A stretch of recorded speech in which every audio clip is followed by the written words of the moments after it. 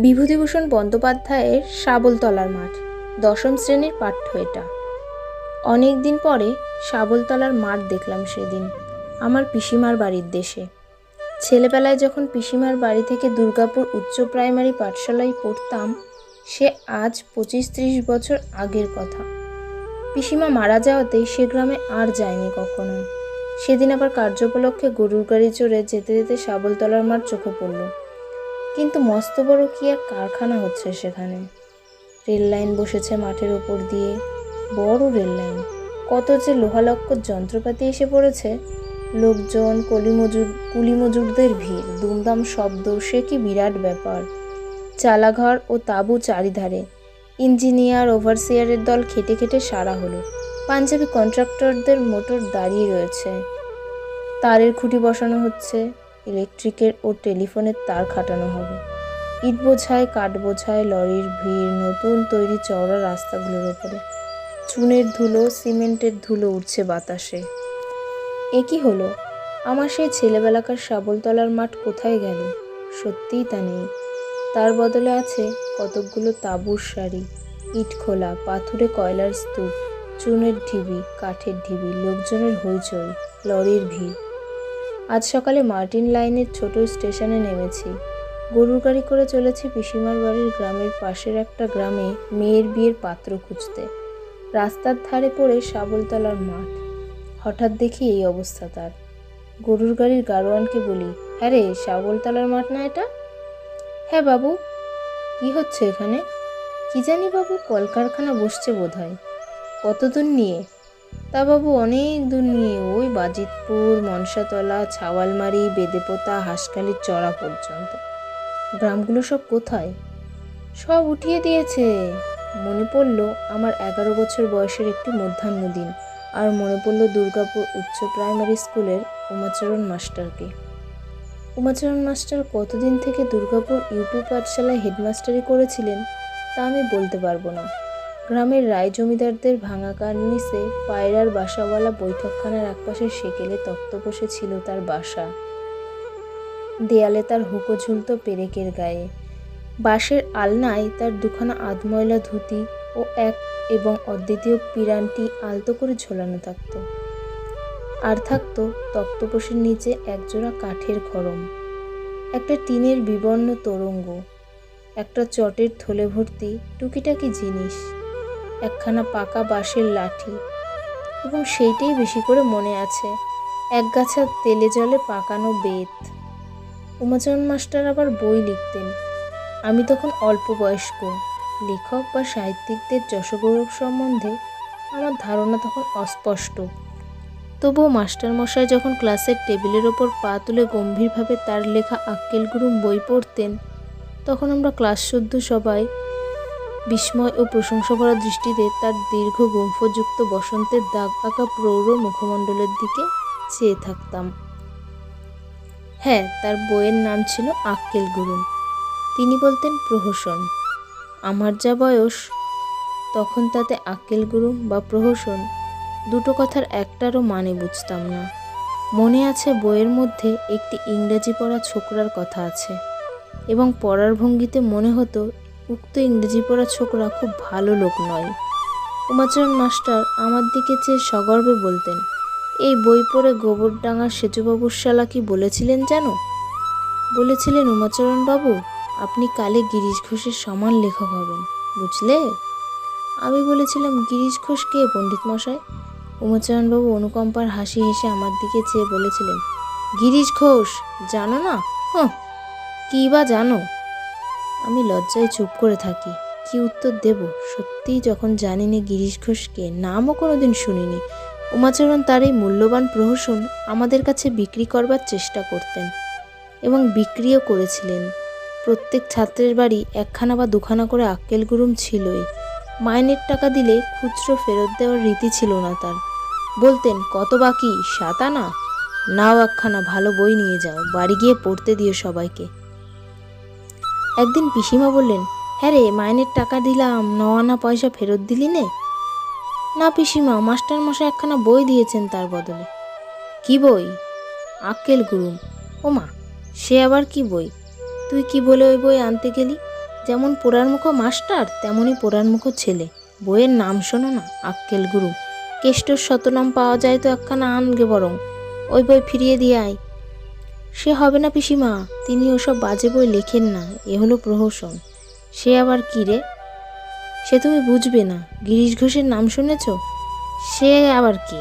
আমাদের গায়ে তো ও নামের কেউ নেই, দুর্গপুরের লোক নাকি? সে তুমি বুঝবে না, তিনি আমাদের মাস্টার মশাইয়ের মতো প্রহসন বই লেখেন। পিসিমা ধমক দিয়ে বলতেন, তুই চুপ কর বাপু, বড্ড পণ্ডিত হয়েছিস তুই। আমি জানি নে, ওর গাল টিপলে দুধ বেরোয় উনি জানেন, ফাজিল কোথাকার। ওসব গিরিশ ঘোষ সতীশ ঘোষ বুঝি নে। কালো বই ফেরত দিয়ে কেষ্টর শতনাম আনতে পারিস ভালো, নয়তো ন আনা ফেরত আনবি যা। একদিন উমাচরণ মাস্টার মশাই আমাদের বুঝিয়ে বলেছিলেন, বড় বড় লেখকরা সবাই প্রথম জীবনে তার মতো স্কুল মাস্টারি করেছিলেন। কথাবার্তার মাঝখানে আমাদের ক্লাসের সারদা হঠাৎ বলে বসলো, আপনার বয়স কত মাস্টার মশাই? কেন রে? তাই বলছি। উমাচরণ মাস্টার তাকে ধমক দিয়ে বসিয়ে দিলেন বটে, কিন্তু আমরা বুঝতে পারলাম ছেলেটার খটকা বাজছে কোথায়। এই বয়সেও যদি এখন উমাচরণ মাস্টার আমাদের এই স্কুলে মাস্টারি করতে রয়ে গেলেন, তবে কোন বয়সে গিয়ে তিনি কোথায় কি বড় কাজ করবেন। আমাদের ক্লাসের সতু কিন্তু বলতো, মাস্টারমশাই খুব বড় পণ্ডিত, ওরকম হয় না। আমি বললাম, কেন রে? উনি চালতে বাগানের মাঠের ধারে বসে রোজ কি করেন? বোধহয় লেখেন। কবি মানুষ কি না? আমি একদিন সতুর সঙ্গে দেখতে গেলাম ব্যাপারটা। চালতে বাগান বহুকালের প্রাচীন আম তেঁতুল গাছের ছায়ায় দিনমানেই সন্ধ্যার মতো অন্ধকার। অনেক রকম মোটা লতা গাছে গাছে জড়াজড়ি করে আছে। বাগান পার হয়েই একটা ছোট মাঠ। উমাচরণ মাস্টার সে মাঠের ধারে বসে আছেন, বাগানের ছায়ার আশ্রয়ে একটা ছেঁড়া মাদুর পেতে। মাদুরের ওপর কাগজ বই ছড়ানো, পাছে উড়ে যায় বলে মাটির ছোট ছোট ঢেলা চাপানো। সেগুলোর ওপর আমরা শেওড়া ঝোপের আড়ালে দাঁড়িয়ে দেখতে লাগলাম। তিনি কখনো উপর হয়ে কি লিখছেন, কখনো সামনের মাঠের দিকে চেয়ে কি ভাবছেন, কখনো আপন মনে হাসছেন, বিড়বিড় করে কি বকছেন। সতু সসম্ভ্রমে চুপি চুপি বললে, দেখলি কবি মানুষ। আমি বললাম, কি করছেন? লিখছেন। বিড়বিড় করে কি বকছেন? ও রকম কবিরা করে থাকে। দুজনে চুপ করে দাঁড়িয়ে কবির কাণ্ড অনেকক্ষণ দেখলাম। এই আমার জীবনে প্রথম একজন জীবন্ত কবির ক্রিয়াকলাপ দেখবার দুর্লভ সৌভাগ্য ঘটল।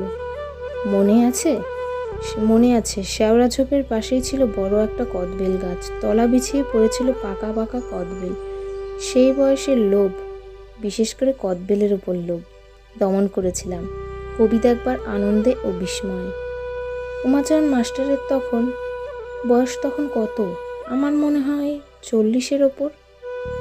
কারণ আমার মায়ের বড় ভাই, আমার বড় মামা, যার বয়স তখন শুনতাম 35, তিনি মাস্টার মশাইকে দাদা বলে ডাকতেন। আমরা যেমন নিঃশব্দে সেখানে গিয়েছিলাম, তেমনি নিঃশব্দে চলে এলাম, মনে বিস্ময় ও আনন্দ নিয়ে। এরপর উমাচরণ মাস্টার যখন পড়াতেন, তখন হাঁ করে তার দিকে চেয়ে দেখতাম। একজন কবি বটে, উনি ঠিকই বলেছেন, বড় বড় লোকেরা প্রথম জীবনে মাস্টারি করে। ওর বয়স বেশি হয়েছে বটে, কিন্তু উনি একজন কবিও তো হয়েছেন। সারদাটা কিছুই বোঝে না। বছর খানেক কাটলো। আমরা কটি ছেলে উচ্চ প্রাইমারি পরীক্ষা দেওয়ার জন্য তৈরি হয়েছি। সেই বছর উমাচরণ মাস্টার আমাদের নিয়ে রানাঘাটে যাবেন পরীক্ষা দেওয়াতে। 4টি ছেলে, মনে আছে, চক্রবর্তীদের কানাই, আমি, সতু ও সারদা। দুর্গাপুর থেকে হেঁটে বেরিয়ে শাবলতলার মাঠে যখন পড়েছি, তখন দুপুর গড়িয়ে গিয়েছে। বড্ড মনে আছে সে অপরাহ্নের কথাটি। তখন শাবলতলার মাঠে ঝাঝা করছে রোদ্দুর। মস্ত বড় মাঠের এখানে ওখানে কুলগাছ, শেওড়া ডাঁটা আর বনতুলসীর জঙ্গল। ধুধু করছে মাঠ, যেন সমুদ্রের মতো কুলকিনারা নেই কোনো দিকে। এত বড় মাঠ কখনো দেখিনি। দুর্গাপুর থেকে শাবলতলার মাঠ প্রায় 2 ক্রোশ 2.5 ক্রোশ। পথ কাছাকাছি, কোনো গ্রাম নেই এ মাঠের কোনো দিকে। একটা সরু মেঠো পথ মাঠের মধ্যে দিয়ে দূরে কোথায় চলে গিয়েছে। কি একটা ফুলের গন্ধ বেরুচ্ছে দুপুরের রোদে। আমরা সবাই ছেলে মানুষ, ক্লান্ত হয়ে পড়েছি। উমাচরণ মাস্টার বললেন, যাও সব গাছতলায় একটু বসে নাও। আমাদের প্রত্যেকের কাঁধে একটা করে বোচকা, তার মধ্যে আমাদের বই দপ্তর আছে, কাপড় গামছাও মাস্টারমশাই বললেন, কাপড় গামছাও কাঁথা আছে, থাকতে হবে নাকি হোটেলে। আমরা বোচকা নামিয়ে একটা কুল গাছের তলায় সবাই বসলাম। মাস্টারমশাই বললেন, দেখো তো কুল হয়েছে কিনা। সতু দেখে বলল, কুল হয়েছে, ছোট ছোট, খাওয়া যায় না। কানাইয়ের মা ওকে সেখানে গিয়ে খাবার জন্য নারকেল নাড়ু আর রুটি করে দিয়েছিলেন পুটুলিতে। সতু ওর কাছ থেকে চেয়ে নিলে, আমি চাইতে গেলাম, কানাই বললে নেই। আমরা একটু পরে সবাই বোচকা থেকে হুটোপাটি করে কাঠের মধ্যে বনতুলসীর জঙ্গলে খেলা করতে লাগলুম। কি সুন্দর যে লাগছিল।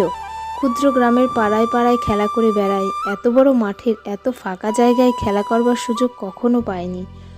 ওদের কেমন লাগছিল জানি না, আমার মনে হচ্ছিল যেন কোনো নতুন রাজ্যের রূপকথার জগতে এসে পড়েছি। তুলসী মঞ্জরির সুগন্ধ ভরা অপরাহ্নের বাতাসে যেন কোনো সুদূরের ইঙ্গিত, যে দেশ কখনো দেখিনি তার কথা কিন্তু আমার মনে সর্বদাই উকি দেয়।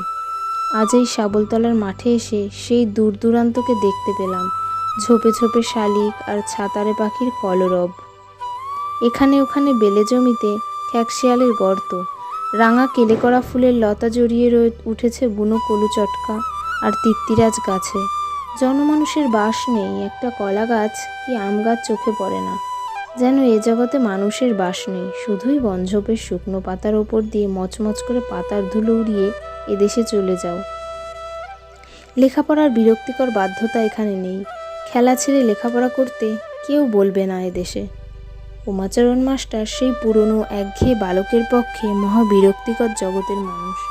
এ নতুন জীবনের উদাস মুক্তির মধ্যে, দিনরাতব্যাপী খেলা আর অবকাশের মধ্যে ওর স্থান নেই আদৌ। বেলা পড়ে এসেছে। হঠাৎ সতু বলল, হ্যাঁ রে, মাস্টারমশাই কোথায় রে? আমি বললাম, কেন কুলতলায় নেই? কতক্ষণ তো তাকে দেখছি নে, কোথায় গেলেন? আমাদের যেতে হবে না স্টেশনে? 2 ঘন্টার ওপর তো এখানে আছি, গাড়ি ধরতে হবে না? আমার মনে হচ্ছিল, গাড়ি ধরে আর কি রাজা হব আমরা, এই তো বেশ আছি। উচ্চ প্রাইমারি পরীক্ষার বিভীষিকার মধ্যে নাই বা গেলাম। ইন্সপেক্টর এসে সেবার স্কুলে বলে গিয়েছিল, রানাঘাটে গিয়ে পরীক্ষা দেওয়ায় নাকি নানা গোলমাল, খাতায় লিখে পরীক্ষা হয়, গার্ড আছে। সেখানে ঘাড়ের ওপর ঝুঁকে একটু যে দেখাদেখি করবে, কি বলাবলি করবে, তার কোনো উপায় নেই। বলাবলি করলেই মহকুমার হাকিমের সামনে নিয়ে গিয়ে হাজির করবে। তিনি জেলও দিতে পারেন, জরিমানাও করতে পারেন, একটু ফিসফাস করবার জো নেই সেখানে।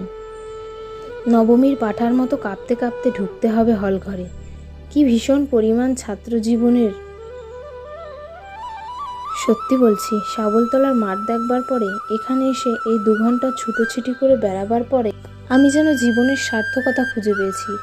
তা হচ্ছে এই রকম বিশাল মুক্ত বনময় ধুলি ভরা মাঠের অবাধ শান্তি আর স্বাধীনতার মধ্যে খেলা করে বেড়ানো।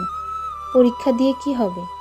কানাই এসেও বললে, আমরা যাব কখন? মাস্টারমশাই কোথায়? সত্যিই তো তাকে কোনো দিকে দেখা যাচ্ছে না। সবাই মিলে খুঁজতে বার হওয়া গেল। সতুকে ডাকতে লাগলো, ও মাস্টারমশাই, মাস্টারমশাই। কোনো সাড়া নেই। সতু ভীতু মুখে বলল, বাঘে নিয়ে গেল না কি রে? কানাই বললেন, দূর, এখানে মানুষকে কেউ বাঘ থাকবে? না, নেই, তোকে বলেছে। তবে গেলেন কোথায়? আমি বললাম, তোমরা খুঁজে দেখো, আমি এখানে খেলা করি। এমন সময় সারদা হাঁপাতে হাঁপাতে এসে বলল, শিগগির আয়, দেখে যা। আমরা সবাই একসঙ্গে বলে উঠলাম, কি হয়েছে রে, বেঁচে আছেন তো? কথা বলতে বলতেই আমরা সারদার পেছনে ছুটলাম। বেশ খানিকটা দূর দৌড়ে সারদা থেমে পড়ল এবং আঙুল দিয়ে সামনের দিকে দেখিয়ে আমাদের চুপ করতে বলে পা টিপে টিপে এগিয়ে চলল। একটা শুকনো খাল, নিচু জায়গায় কুজ্ঝোপের আড়ালে উমাচরণ মাস্টার বসে বসে ঝুঁকে পড়ে লিখতে লিখতে বিড়বিড় করে আপন মনে কি বলছেন, এমনকি আপন মনে ফিক ফিক করে হাসছেনও, যে কেউ দেখলে বলবে উন্মাদ পাগল। অমন তন্ময় হয়ে লিখতে আমরা তাকে কখনো দেখিনি, অমনভাবে আপন মনে হাসতেও তাকে কখনো দেখিনি। শুধু মুগ্ধ দৃষ্টিতে সেদিকে চেয়ে বললেন, মাস্টারমশাই একজন আসল কবি।